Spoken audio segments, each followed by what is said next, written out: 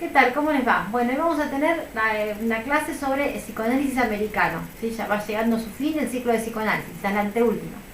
Escuela americana, la llegada y el desarrollo del psicoanálisis en Estados Unidos. La imagen que tienen acá, la elegí, me gustó mucho, es la de un monumento, ¿sí? Un homenaje que se le hace a Freud en la Universidad de Clark. ¿Se acuerdan que en 1909 él va a dar allá lo que hoy conocemos por las 5 conferencias de psicoanálisis, que es la primera vez que el psicoanálisis sale de continente?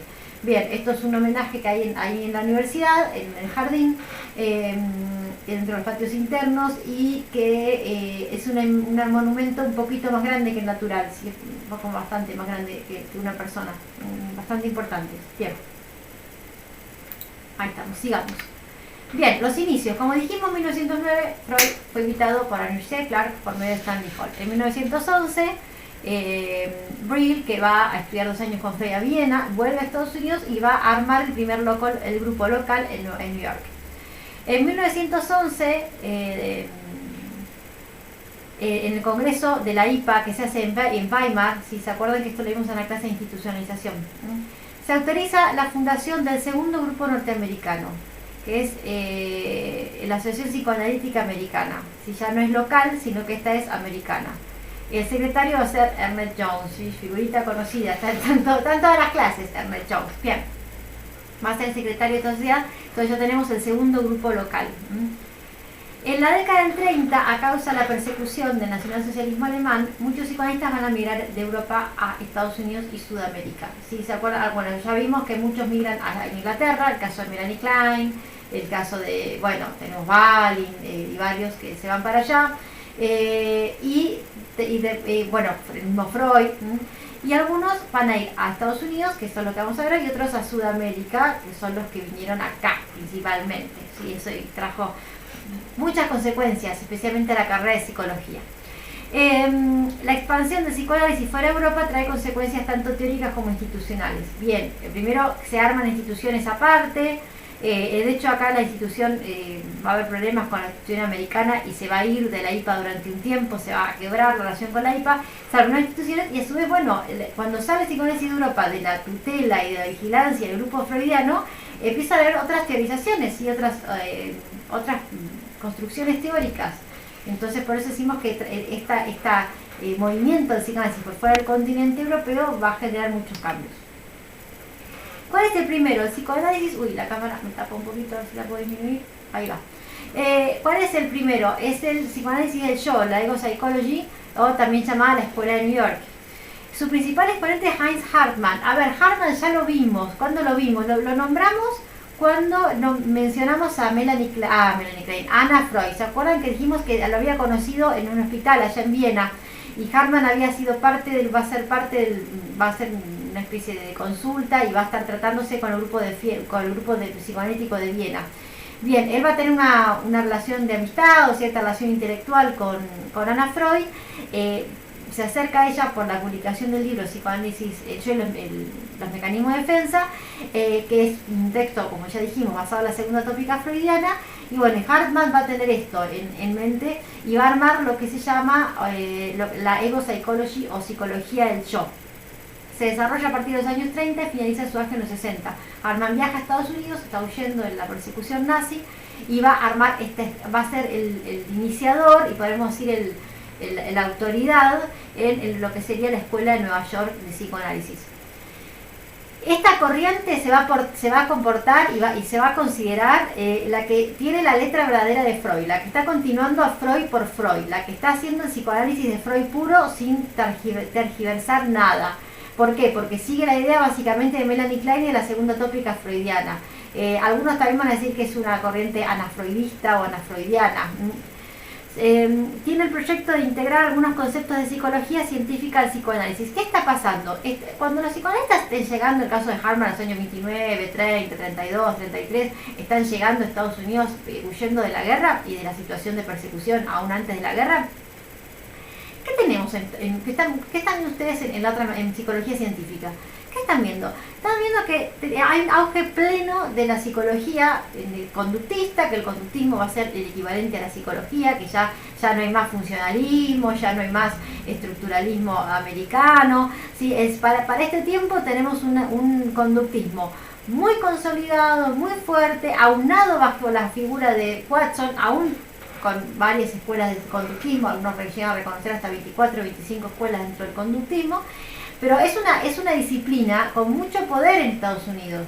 Luego de la experiencia que habían tenido los psicólogos psicometristas en la Primera Guerra y ahora ya en la Segunda, tenemos una psicología conductista que no solamente es teórica, está en el laboratorio, sino que es una psicología aplicada. Entonces es una ciencia conocida para la gente, la psicología, ¿sí? La psicología empieza a estar en las escuelas, siempre como psicometría, siempre como evaluación de la inteligencia, siempre como, digamos, podemos hasta selección de personal, pero tenemos una presencia muy fuerte de la psicología en la sociedad. Entonces, de pronto aparece un modelo de psicoterapia que viene de los médicos, que viene de los neurólogos, que trata de hablar de la mente humana, pero que totalmente a espaldas de la psicología. Pues bueno, en Estados Unidos era prácticamente ridículo plantear un psicoanálisis totalmente ajeno a lo que dijera cualquier psicología, o ajeno a lo que dijera la psicología, como si fuera así una visión velada y aislada de lo que estaban diciendo los psicólogos. Era prácticamente ridículo.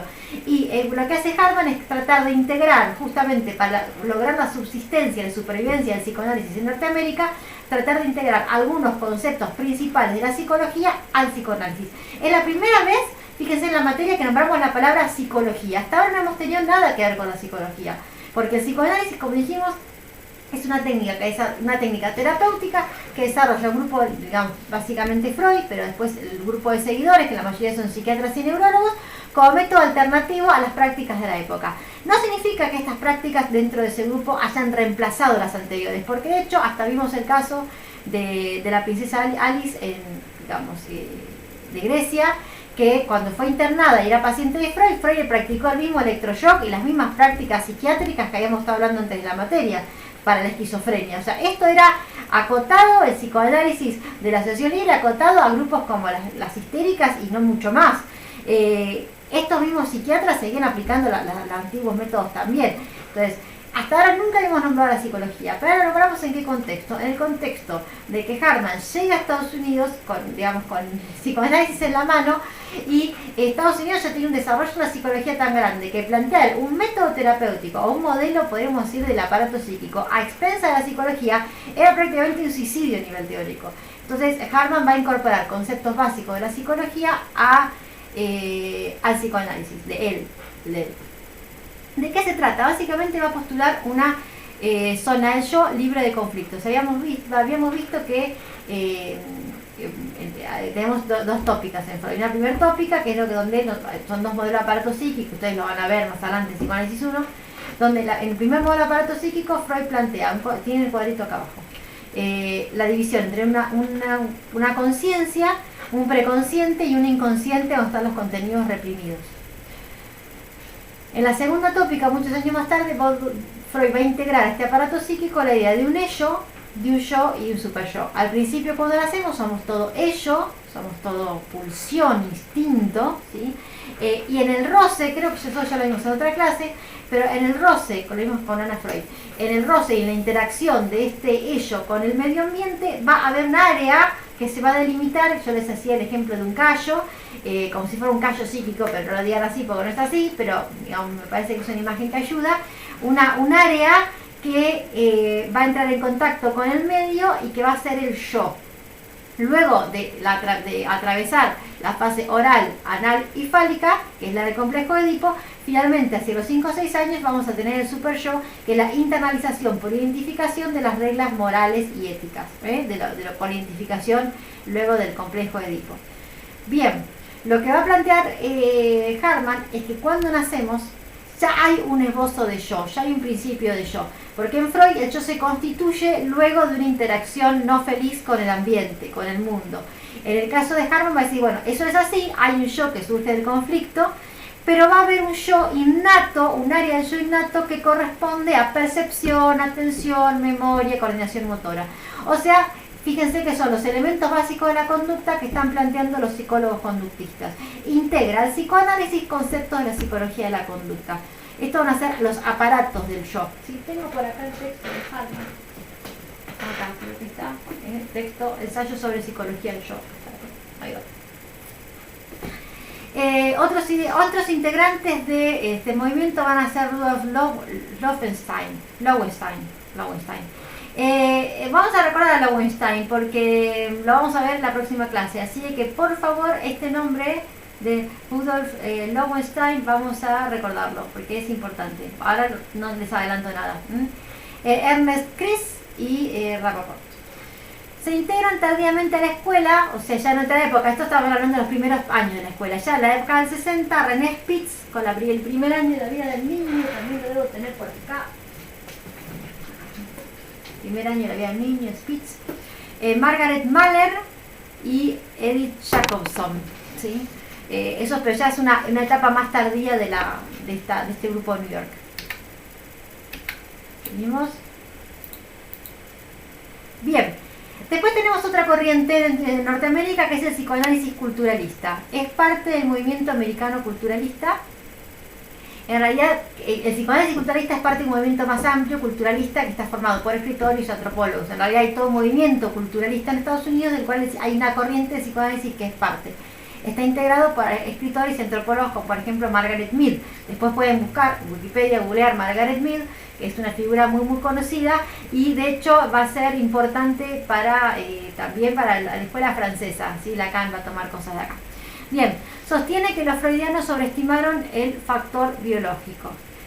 Como que en Freud todo estaba determinado por las condiciones innatas del niño y estaban haciendo caso omiso los freudianos clásicos a cuestiones culturales. ¿Qué van a decir los culturalistas? Que el aparato psíquico se constituye de manera diferente en Occidente que en Oriente, en África que en China, en Estados Unidos es diferente que para los esquimales, que digamos que el aparato psíquico está mediado por algunas variables culturales y que no es lo mismo el complejo Edipo como se da en Viena al complejo Edipo como se da en Samoa, que es justamente lo que plantea Margaret Mead en el libro La adolescencia en Samoa. Cuestiona la universalidad de la naturaleza humana. Dice, bueno, sí, en el occidente tenemos histeria y tenemos sintomatología, porque la cultura genera eso, porque es una cultura que tiene demasiadas reglas y demasiadas normas morales. Que en otras culturas la gente la pasa mejor y tiene menos síntomas. Hay un exponente americano muy importante que Sullivan, es un psicólogo americano muy importante, que no, porque la mayoría de estos psicoanalistas son casi todos que emigran de Europa. Bueno, acá ya vamos a ver los primeros psicoanalistas americanos, el caso de Sullivan.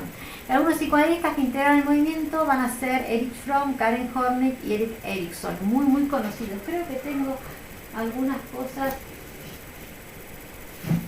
acá, por ejemplo, Erich Fromm, ahí va, Erich Fromm.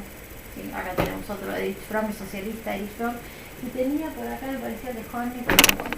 Bien, las imágenes tienen acá la chica que fuma es Karen Horney. Erich Fromm es el que está abajo de anteojos, y Erik Erikson, el señor arriba al lado de Horney. Sí, los pueden googlear a cada uno, son todos psicoanalistas muy conocidos, ustedes seguramente los van a ver en otras, no, americanos no van a ver. Bien, acá me callo, no van a ver psicoanálisis americano. Bien, Escuela de Chicago, o sea que lo que ven acá es lo último que ven de psicoanálisis americano. Escuela de Chicago. El Instituto Psicoanálisis, hay otra entonces, tenemos hasta ahora New York, los culturalistas, llegamos a Escuela de Chicago. El Instituto Psicoanálisis de Chicago es el segundo más antiguo de Estados Unidos de Nueva York. O sea, tenemos un centro muy importante de psicoanálisis en New York y otro en Chicago. Su primer director fue Franz Alexander, formado en el Instituto Psicoanalítico de Berlín. ¿Se acuerdan? Allá con Abraham. Bien. Los desarrollos teóricos más importantes son sobre enfermedades psicosomáticas y también sobre criminología. Van a ser los primeros psicoanalistas que van a trabajar sobre criminología. Está muy interesante.